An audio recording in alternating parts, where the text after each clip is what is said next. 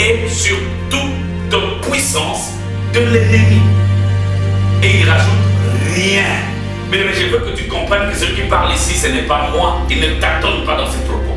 Vois-tu, je vais te poser la question. Ronaldo, le joueur qui est au Real de Madrid, il dit voici. Donc voici, c'est une confirmation des choses. Et c'est la peur doit changer des camps. Seigneur, je te bénis pour ce soir merveilleux. Je te bénis surtout pour l'œuvre que tu as accomplie à la croix. Je te bénis, j'aime beaucoup cette œuvre parce que c'est grâce à elle que je suis ce que je suis. Moi qui étais il y a longtemps dans l'envoûtement, dans l'échec, entre les mains de l'ennemi, mais l'œuvre de la croix m'a libéré, m'a racheté, m'a sauvé. Merci Jésus pour cette œuvre magnifique qui a satisfait les yeux du Père. En ton nom, j'ai ainsi prié. Amen. Peuple de Dieu, aujourd'hui, je t'amène un message qui va changer ta vie. Je t'apporte un message qui va révolutionner ta vie. Je veux que tu comprennes, frères et sœurs, que je ne suis pas le pasteur des païens. C'est-à-dire que si je rencontre un païen, si je croise un païen, si je prêche un païen, je lui dirai une seule chose. Mon frère, ma sœur, donne ta vie à Jésus. Je lui dirai clairement, donne ta vie à Jésus, parce que Jésus, c'est seul lui est capable de changer ta vie. Car on ne donne pas la nourriture des enfants aux chiens. Donc quand je croise un païen, j'ai un message pour lui. Si tu es encore païen, tu ne crois pas en Jésus, je te donne cette opportunité, frère, sœur, s'il te plaît, donne ta vie à Jésus. Parce que lui seul peut changer ta vie. Ce n'est pas compliqué. Dis seulement oui à Jésus. C'est par la foi, mais seulement ta foi. La Bible dit, nous sommes sauvés par la grâce au moyen de la foi. Et ça ne vient pas de nous. Donc tu n'as pas besoin de faire des efforts. Toi, ce que tu vas simplement mettre en place, c'est ta foi. Quelle foi? De croire. Qu'est-ce que Jésus a fait sur toi, pour toi à la croix? Qu'est-ce qui est Jésus pour toi? Qu'est-ce qu'il a fait sur la croix à Golgotha pour ta vie? Ça suffit. Tu n'as pas besoin de te poser des questions. Tu n'as pas besoin de dormir par terre.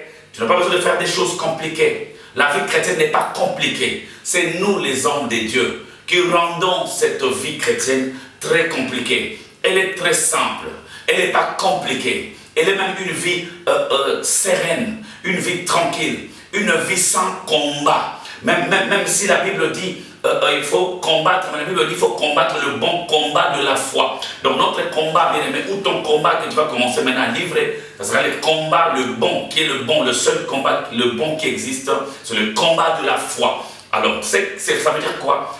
Une fois que tu donnes ta vie à Jésus, ce que tu vas préserver, c'est ta foi. Quels que soient les événements, tu dois croire que Jésus a tout accompli dans ta vie. C'est simple, frère. C'est simple, ma soeur. Tu n'as pas besoin de te casser la tête. Ce n'est pas une vie difficile. On vous a appris que quand vous devenez chrétien, la vie commence à devenir difficile. Mensonge. C'est l'unique vie dans laquelle on se sent bien. On est libéré. On est très à l'aise. On est tranquille avec le Seigneur. Et le Seigneur qui était loin de nous, l'œuvre de la croix nous rapproche de lui. Alors frères et sœurs, tu peux donner ta vie à Jésus et tu verras que ce message que je vais prêcher sera aussi ton message. Parce que ce que je vais prêcher aujourd'hui est maintenant là, c'est le message de chrétien. Alors maintenant je m'adresse à toi mon frère, ma soeur, chrétien. Tu es chrétien il y a peut-être quelques heures, peut-être quelques minutes, peut-être il y a une semaine ou un mois ou une année ou quelques années, tu es chrétien. Mais tout ce que je vais te dire aujourd'hui, ça va changer totalement ta vie.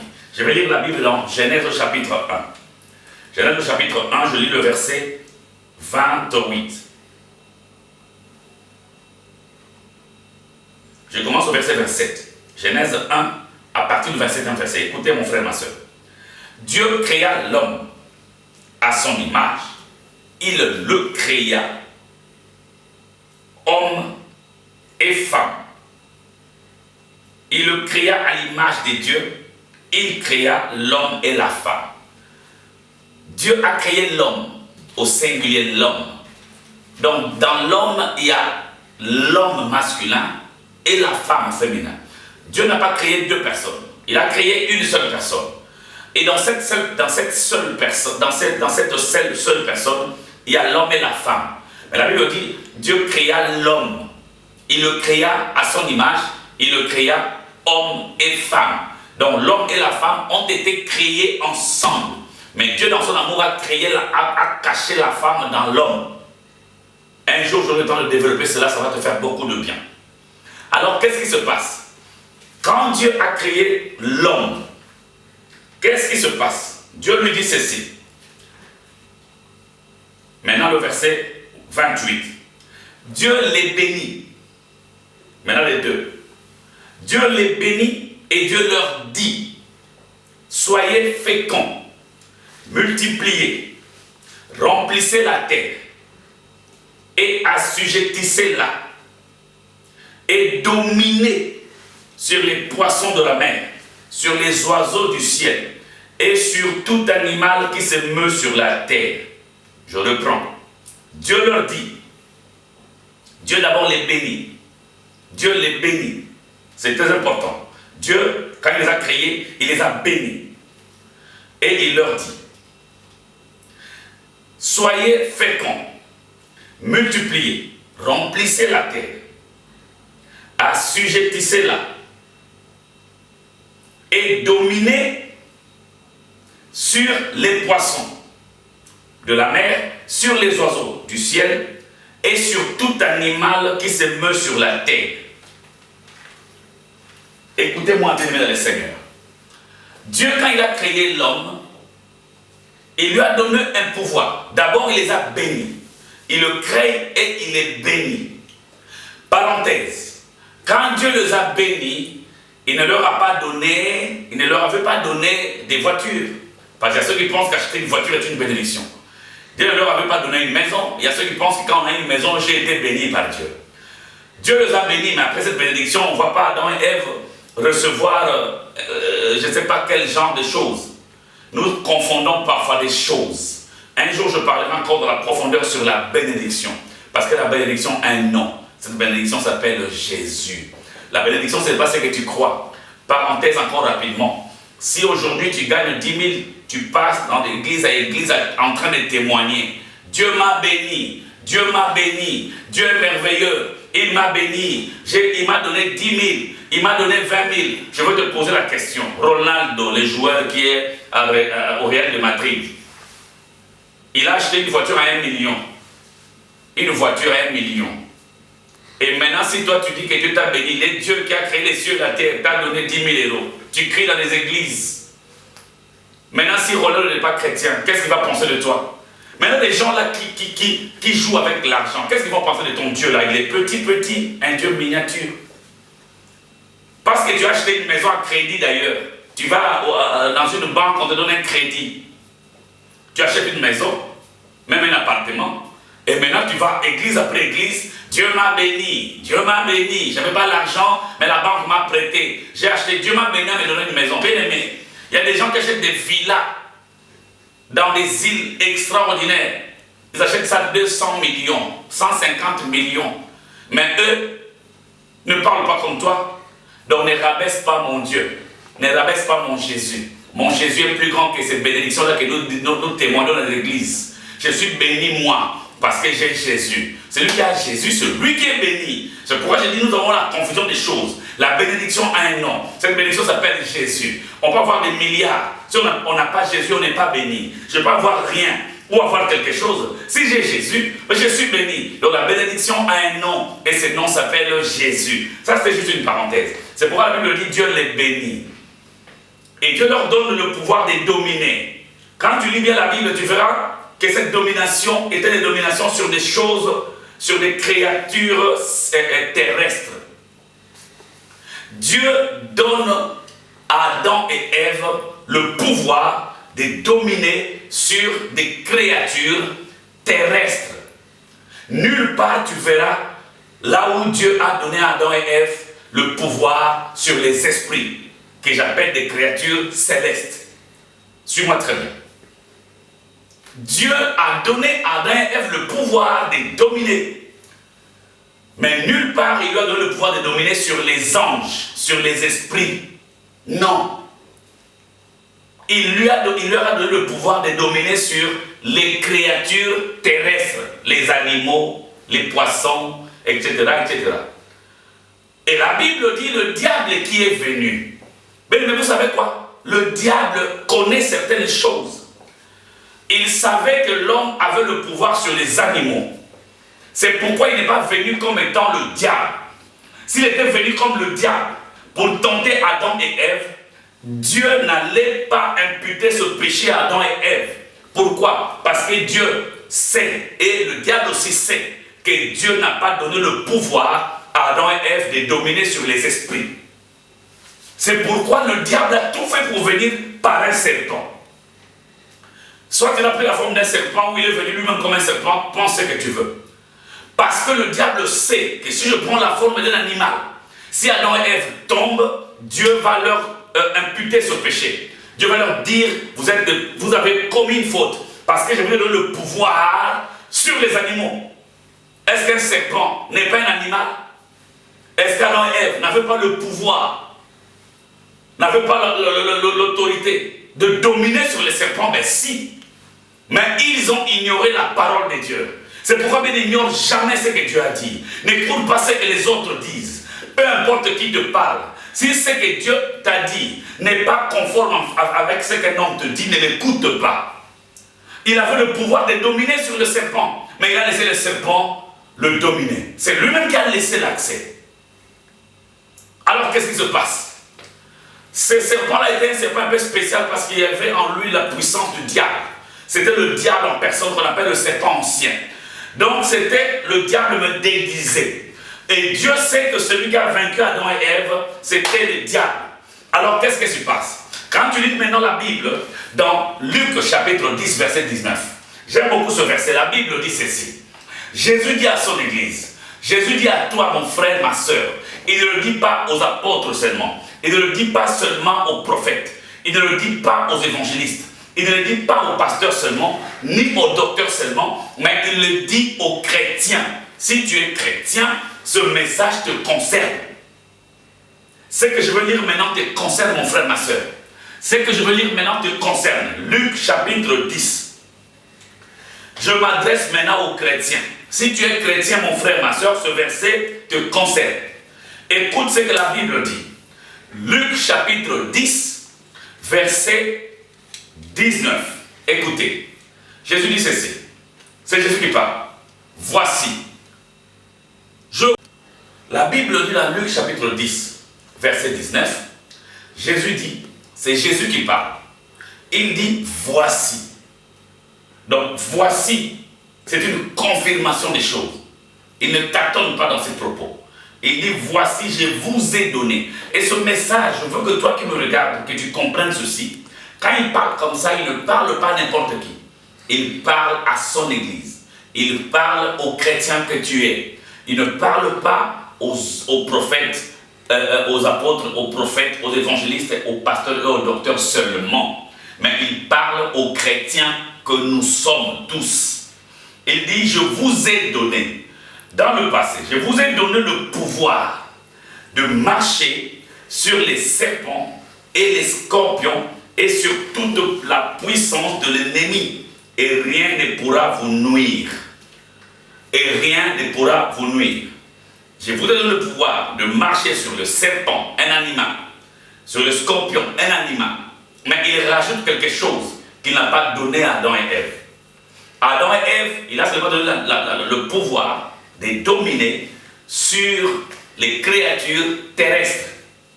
Ici, il rajoute un élément très important. Quel est cet élément, frères et sœurs? Ce que Jésus rajoute dans ce qu'il dit à l'Église est magnifique. C'est excellent. Qu'est-ce qu'il dit à l'Église?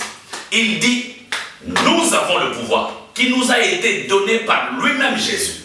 Je suis en train de dire à quelqu'un qui croit en Jésus, qui aime Jésus, qui croit qu'il est son Dieu, qui croit qu'il est le Tout-Puissant, qui croit qu'il est mort et qu'il est réellement ressuscité et qui croit que Jésus lui a tout donné. C'est à cette personne-là que je m'adresse. Jésus te dit, je dis bien, Jésus te dit, Jésus, ton Seigneur et ton Sauveur te dit qu'il t'a donné le pouvoir de marcher sur le serpent. Ça c'est comme Adam. Sur le scorpion. Ça c'est comme Adam. Mais il rajoute quelque chose. Et, il dit bien et, des conjonctions. Et sur toute puissance de l'ennemi. Et il rajoute rien Mais je veux que tu comprennes que celui qui parle ici, ce n'est pas moi, c'est la phrase de Jésus. C'est pourquoi parfois j'aime bien dire que les hommes de Dieu, nous sommes des gens qui donnent l'information que Jésus a déjà donnée. Si je suis un homme de Dieu, je ne transfère pas le message du Seigneur comme le Seigneur l'a dit, j'ai un problème. Jésus dit, je vous ai donné le pouvoir de marcher sur les scorpions, de marcher sur les serpents et sur toute puissance de l'ennemi et rien. Celui qui dit rien s'appelle Jésus. Il dit et rien ne pourra te nuire. Ce soir, je suis en train de dire à quelqu'un, Adam a échoué. Quand le serpent est venu, quand le diable est venu dans sa vie, il a échoué. S'il a échoué, c'est parce que Dieu ne lui avait pas donné le pouvoir sur les esprits. Il n'avait pas le pouvoir sur les êtres célestes. Il n'avait que le pouvoir de dominer sur les êtres ou sur la créature terrestre, même pas sur la créature céleste. Mais quand Jésus donne, c'est pourquoi je dis les temps ne sont pas les mêmes. L'ancienne alliance et la nouvelle alliance ne sont pas pareilles. Dans la nouvelle alliance, dans le temps de la grâce à laquelle nous traversons, à laquelle nous passons, ce temps magnifique qui nous a été réservé, Jésus donne à son Église, à toi chrétien, je dis à toi chrétien, il t'a donné le pouvoir de marcher sur les serpents et les scorpions et sur toute puissance de l'ennemi. Je veux que tu comprennes, le pouvoir a changé de main. Le diable avait l'autorité sur toi. Il avait le pouvoir sur l'homme. Parce que l'homme a péché en Éden. Et l'homme est devenu esclave du diable. Le diable qui lui a donné le pouvoir sur l'homme. Mais le pouvoir a changé de main. Par la mort de Jésus à la croix, le pouvoir a changé de main. Le diable qui avait le pouvoir de dominer, ce pouvoir a été changé. Jésus lui a pris ce pouvoir et te l'a donné. Donc la peur doit changer de camp. Si tu es chrétien, la peur ne peut pas être avec toi. La peur doit changer de camp. Celui qui a le droit d'avoir peur de l'autre, c'est le diable. Parce que le problème, le pouvoir se trouve entre les mains de qui? Je suis en train de dire, le pouvoir, c'est entre tes mains. Celui qui doit le donner s'appelle Jésus. Je répète, quand Adam et Ève ont péché, ils sont devenus esclaves du diable. Le diable avait un pouvoir sur eux, le pouvoir sur les hommes. Toute sa descendance aussi était dominée par le diable. Mais par Jésus, oh j'aime Jésus, par Jésus, je répète par Jésus, le pouvoir a changé de main.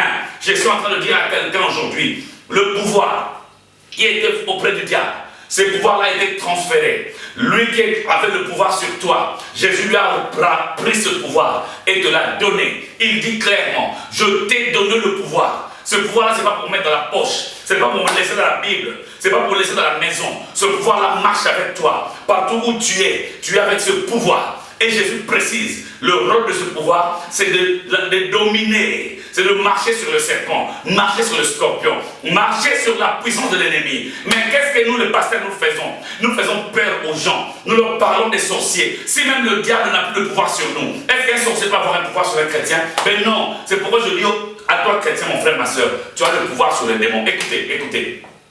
De la même manière que les chrétiens aujourd'hui tremblent quand il y a le diable, c'est de la même manière que le diable tremble quand il y a un chrétien.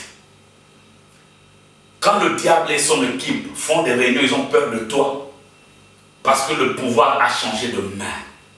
Je suis en train de dire, mon frère, ma soeur, pour finir, le pouvoir a changé de main. Celui qui t'a donné le pouvoir s'appelle Jésus. Est-ce que tu crois en Jésus?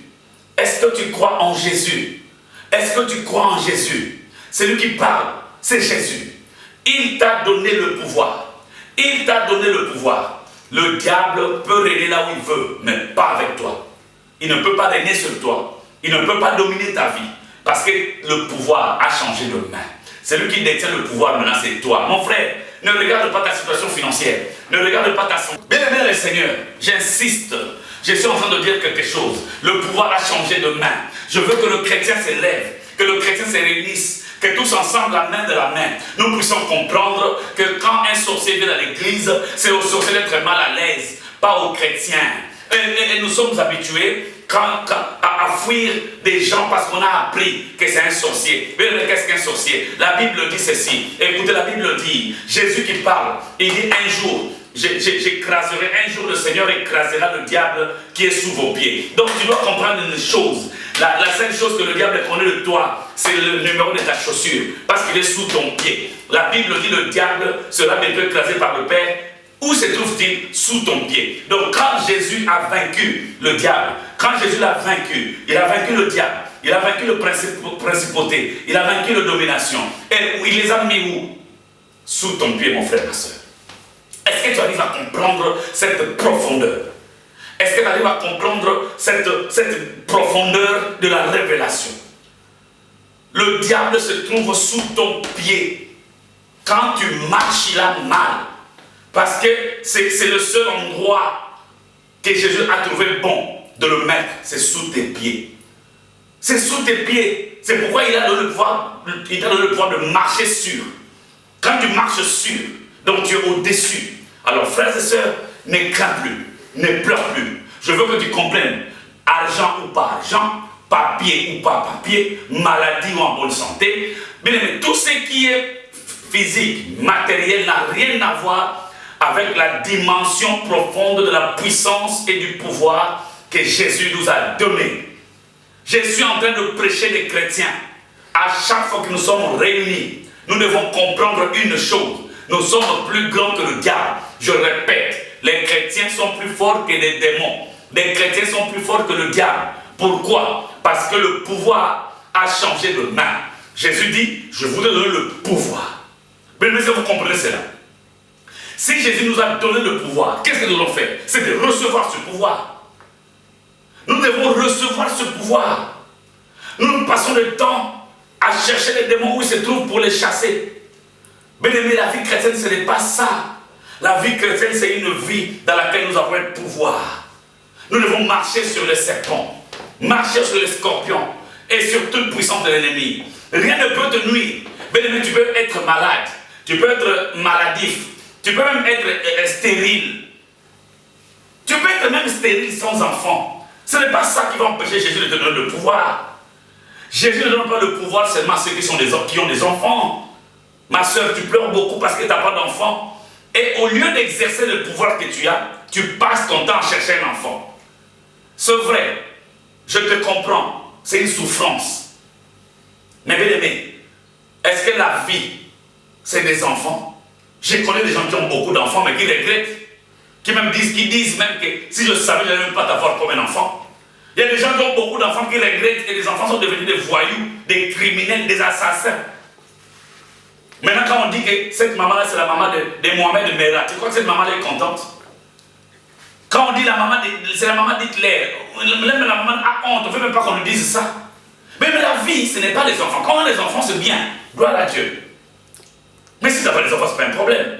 Mais même si tu n'as pas des enfants, tu as un pouvoir sur les serpents, sur la puissance de l'ennemi. Même si tu n'es pas marié.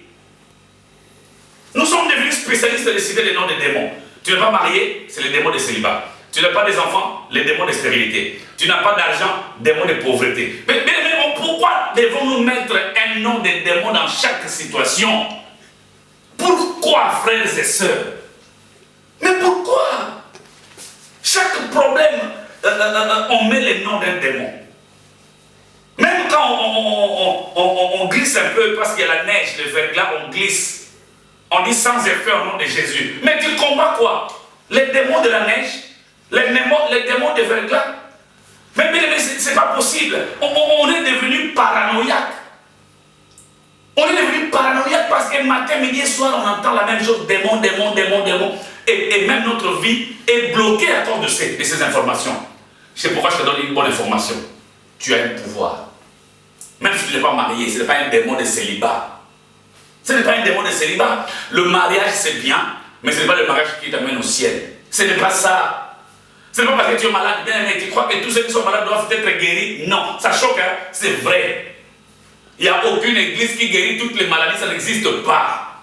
S'il y a une église qui guérit toutes les maladies, cette église, il n'y aura plus d'hôpitaux dans cette ville-là.